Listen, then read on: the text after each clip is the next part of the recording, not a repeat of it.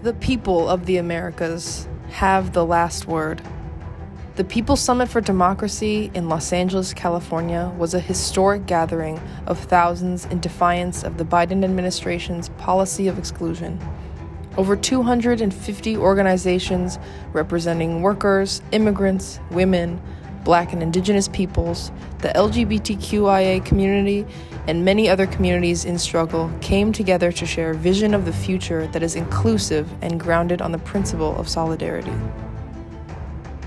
In this 3-day event of cultural performances, workshops, panels, exchanges, and discussions, we deepened our understanding of the current state of our region and broadened our perspective of the experiences and struggles that connect us to our brothers and sisters across the continent and the world. The future envisioned by Biden's summit does not prioritize the people of our continent. It is a vision where the United States has free reign over the internal affairs of the countries of Latin America and the Caribbean, one that puts the political and economic interests of the United States and big business over that of the people. To that end, the Organization of American States continues to be a tool to fight against progressive forces in the hemisphere and to legitimize coups, intervention, and the politics of exclusion. It serves no positive role and must be abolished. The exclusion of Cuba, Venezuela, and Nicaragua made Biden's summit a political disaster. We add that this exclusion does not speak for the working class and people of conscience in this country who desire friendship and dialogue with all the peoples of our hemisphere. During our time together, we marched, we danced, and we raised our common voice in protest against injustice. We not only analyzed and criticized the failings of the current state of affairs, but also we exchanged strategies in order to guarantee our survival and advance forward. We shared proposals to build the future that we want, need, and deserve, a future that we dare to build now. In the richest country in the world, 140 million live in or near poverty.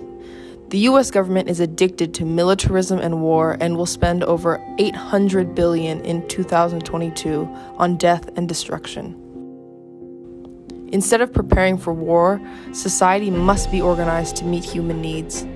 We want a future without evictions, police violence and mass incarceration, deportations, sanctions, and blockades. We say no more. We want a future where we all have access to adequate housing, healthy food, healthcare, education, and culture. We say full amnesty and rights for all immigrants.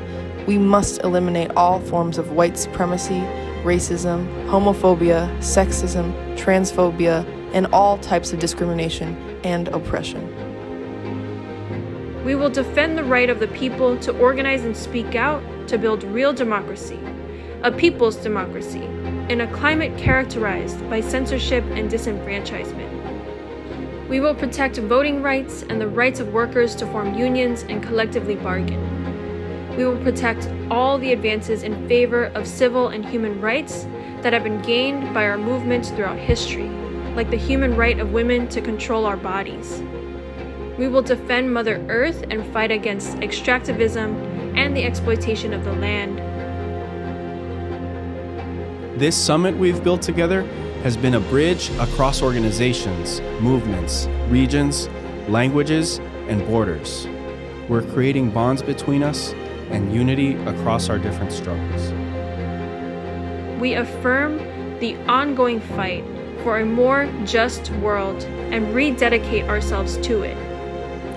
We are fighting against an empire that is determined to hold onto global supremacy, a dangerous illusion that puts humanity and the planet at risk. No matter how hard the road ahead is, we draw strength from the centuries of struggle before us, from those who have risen up and overcome systems that in their day appeared invincible. Humanity has no other choice but to fight. We will be on the streets, in our neighborhoods, in our workplaces and homes, constantly building and organizing, carrying out the thousands of small tasks and big struggles that together bring us closer to victory. Our planet needs us, our people need us, and we will win.